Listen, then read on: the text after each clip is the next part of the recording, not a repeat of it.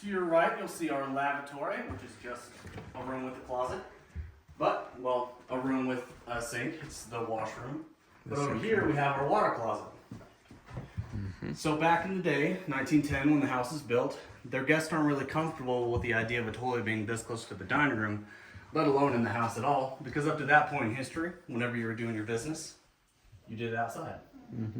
So to put their guests' mind at ease, they have this water closet constructed so they could shut the door and completely ignore the toilet. I don't know if it helps with the smell or not, but you can still access the lavatory, wash up after dinner, and still move freely throughout the house. I do like to point out the blue decorative tile that you see in the water closet. Miss May had custom made in France. But once you get a look in the water closet, if you go down into that blue room at the end of the hall. Going down. Is this the office? No. Parlor, right? Miss May's personal sitting room. So in 1908, when Pawnee Bill and Buffalo Bill went to business together, she's not Buffalo Bill's biggest fan. There's some professional animosity there. So she leaves the Wild West show altogether, and she comes back here and essentially runs the ranch by herself until her husband returns in 1913. But the house was built during her time here, so she has a lot of say in the functionality and the design of the house. So you'll notice her sitting room is very close to the back door where they ever came in from. When she's here running the place, she has to deal with all those cowboys and ranchers who come in and have questions for her, dealings with business, what kind of feed to get and all that. But they're also extremely dirty, so she has them come in and sit right in her standing room and quickly addresses whatever business they need, and she quickly hurries them out the door, because as you will come to see, her house is very beautiful, and she doesn't want them tracking mud the dirty boots throughout the house. Miss May's own boots down there are a size 4 AAA. She's a very small woman, standing about 5 foot tall and weighing about 100 pounds. But they're so small. Oh yeah. How? 4 AAA. Come look at these shoes. You gotta come see these shoes.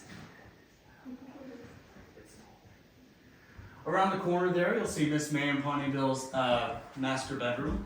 It's pretty small, pretty barren in there. That's because they're spending most of their time traveling throughout the world and working out on the ranch. So really, they just need a place to sleep and store their clothes. Bigger than my room. One thing I'd like to point out is that another thing that's ahead of their time in there is them actually sleeping in the same bed together. Couples of their financial stature weren't really sleeping in the same rooms, let alone in the same beds back in the day. And sometimes my wife thinks we should go back to that one. Did they grow up rich? Not necessarily. They never really wanted for anything. Weren't necessarily poor. Miss May's father was a physician in Philadelphia, so she was pretty okay. Pawnee Bill grew up first in an agricultural family in Illinois, but he was educated as a teacher, and he moved out here and worked as he worked as a educator among the Pawnee Nation when he was an Indian agent back in the day. So Billy is the last of 3 children that the Lillys will have. Unfortunately, none of them survived to adulthood. He actually passes away here at the age of 8 from an accident here out on the ranch. Caught himself? Mm-hmm. So we say hung himself. It was an accident with him fighting himself. He fell off the tower? Is that the one? Yeah. Okay. But he's still very well loved and well remembered. We have all of his original clothing and toys from back in the day.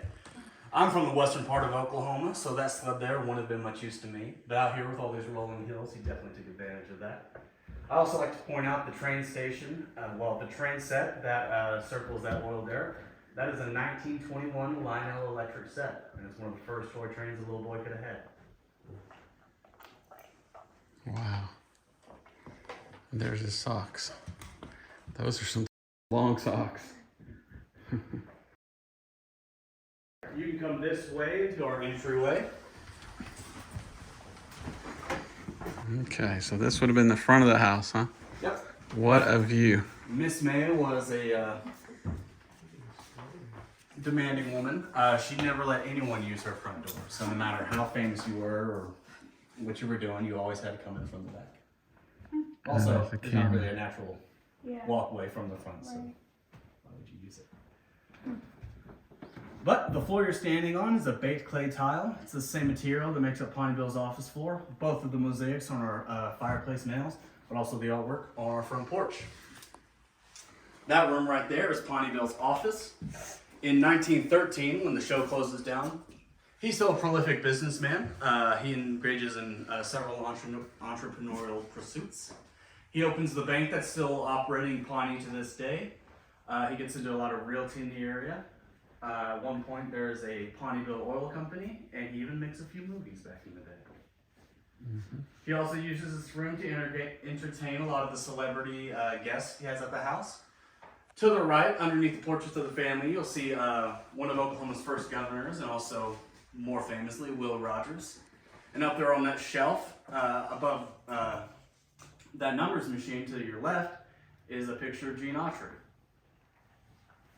But what's probably really drawing your eye in that room are the animals we have scattered out throughout the place. Closer to us, to your left there is the alligator cane rag. Mm-hmm. That alligator was a part of the Wild West show, and for his act in the show, he was wrestled. Whenever they weren't traveling in the Wild West show, though, he stayed in that little goldfish pond we saw on the way in, and as a treat, they would let their guests wrestle him. I don't know how good his record was, but probably not too great. Not too big, is he? I don't know if I could take it. Tell us about that bow up on the top. That's what's catching my eye. The bow. Yeah.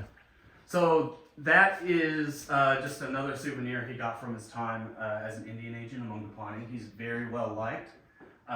So that's how he is able to make the purchase and stay within the Pawnee community back in the day.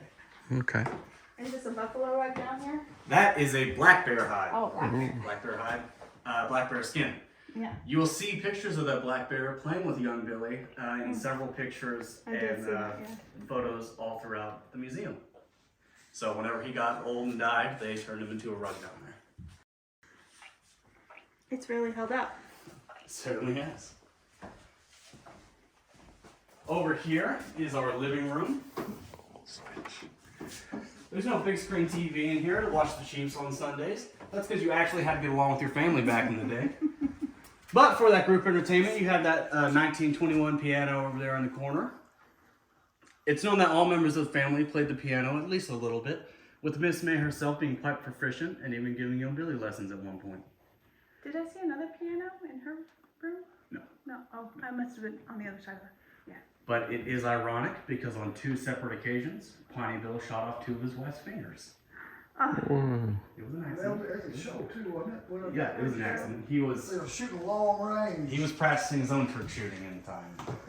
Decidedly that he would Real not finger, continue. that's pretty small target. Oh, no. She was holding up a playing card. Yeah. Was that two separate occasions or one? Two separate occasions. So Oh, no. for whatever reason, she thought it was a good idea to let him try Try again. again. Yeah. But those rugs on the corner are original to the house, so they're almost 100 years old. And they got those from the Navajo out in New Mexico, which is one of their favorite places to vacation back in the day.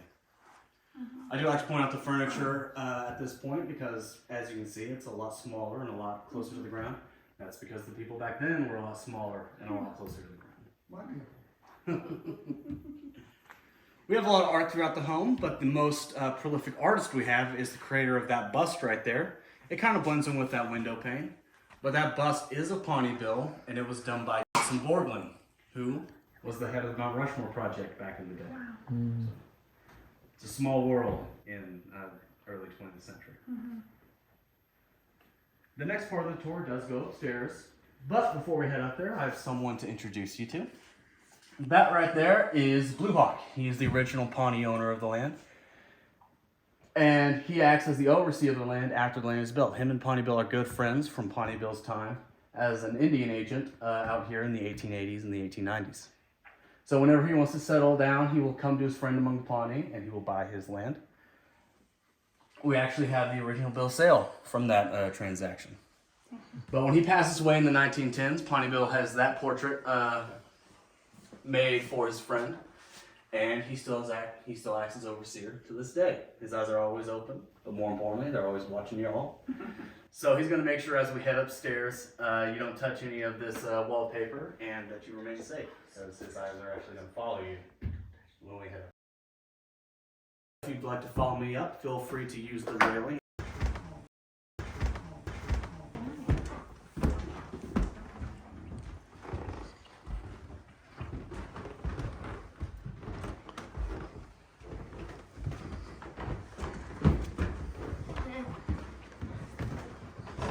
Sure sounds like Creaky. Sounds like my knees whenever I'm waking up in the morning. Yeah, welcome to the crowd. We'll actually be going into this room right here. Hold my hand. Okay. Which one's? This one. Okay. Okay. Sorry about that.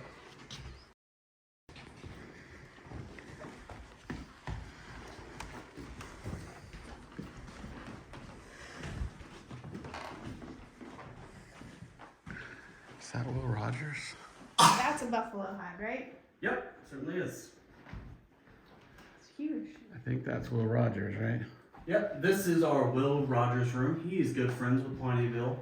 In the 1920s, Will Rogers gets his start in the Wild West shows in South Africa, where he gets the name Cherokee Kid. He also, after that, he goes to New York and performs in vaudeville shows around the city, where he becomes famous for his quips and his rope tricks. After that, he comes back to Oklahoma and starts pursuing careers in journalism and radio, where he eventually becomes a nationwide celebrity. But because he's based in northern Oklahoma, he knows Pawnee Bill very well, so he's visiting the home often. His room is the only room with a balcony access from which you can see our Civil War cannon down there. And the highway you probably came in on, that is Route 64. Affectionately here, we call it Pawnee Bill's Route across America. He was a big part of the commission that had that highway built, and because of that, you can take that road there to his favorite vacation spot in Taos, New Mexico. Here's a closet. It's a good sized closet. Wow. Awesome. If we get our new house, You never got a Pawnee Bill. Probably not. I mean, they probably knew each other through secondhand conversation. But Well, since Water Post and Will Rogers were so close. This room? this is the reading nook.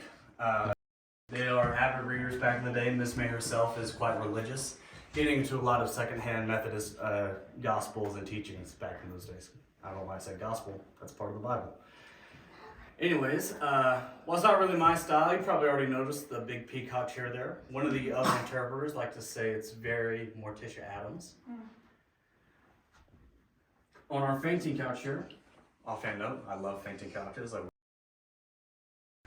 We have some of Miss May's original costumes, costume and attire that she wore when she was a trick shooter in Buffalo Bill's Wild West show, where she shot along the likes of Annie Oakley.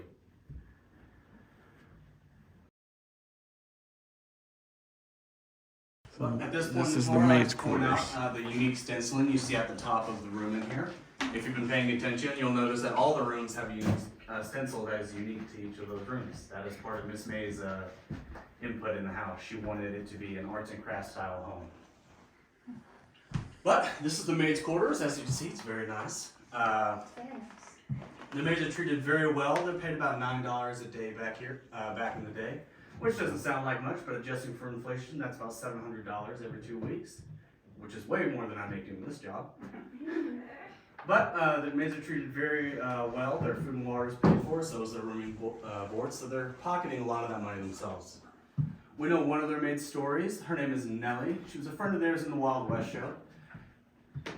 And because, well, so after the Wild West show closed in 1913, she and her husband moved back to California, where they were originally from, and they lived there for close to 22 years, until her husband unfortunately passed away from tuberculosis.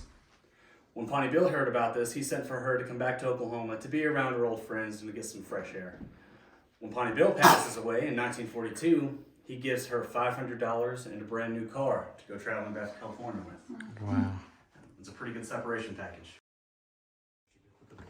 Stop causing much of a hassle. But we will be going to the master bedroom. Yeah. For sending the kids to the corner. Yes. And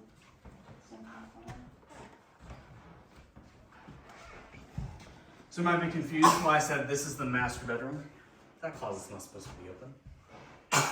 Anyways, Is it ghost? I didn't touch it.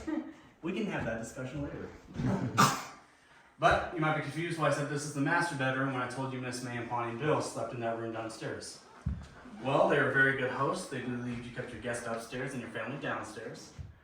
But architecturally speaking, this is the biggest room in the house. And whenever you have a house built for yourself, the assumption is you're going to stay in it. You're going to stay in the biggest room. But they saved the biggest room for the biggest celebrities and the biggest names they ever had visiting them at one time. So this room was always taken care of, and the likes of Gene Autry, Hopalong Cassidy, Will Rogers, Buffalo Bill, early Oklahoma governors, Haskell, Alfalfa Bill, all those people slept in this room. That light is amazing. Yes, it is our Wow. she shell chandelier. You can debate its usefulness as a light source. It's pretty amazing. But those are real seashells, right? Yep, Yeah, wow. they are. Seashells are almost 90 years old. Huh. That's pretty cool. You can look into our upstairs bathroom here. It's huge as well. It would have been shared by all the guests of the upstairs. Wow. Hopefully not all at the same time. That is a huge bathroom. Definitely could have though. You could probably have a small concert in there and still have plenty of room to move around. I think Nickelback sang a song about this kind of bathroom. Bathroom That's big the enough to first play time. baseball in? That's the first I heard that. This picture right here is done in the what did I say, 19... It just says 138 years ago. That's All awesome. right. I don't Oh, think that's no. part of my script actually. Never mind. But it was done in New York, so that big house in the background is not the mansion you're in today. It was a promotional stunt that the Lillies did with the Buick car company. But because you have this many Buicks in one place at one time, at least one of them's broken down. And this one right here is standing up on a jack. Is that a scale? It certainly is. If you'd like to come this way, we will be going into the last room of the upstairs here. That's pretty. Whose room was this? This is what we call the pink room, for obvious reasons. It would have been used by everyday guests, people traveling through the night, or people just visiting for a day. If me or you were invited to stay with the Lillies, this is the room we probably would have stayed in. I do like to point out those two chairs in the corner. They had custom made in China and shipped over in the 1920s. They are a marble back with marble curling leg. They are the fanciest furniture in the house. I don't know if they'd be too comfortable to stay in. Matching tables too.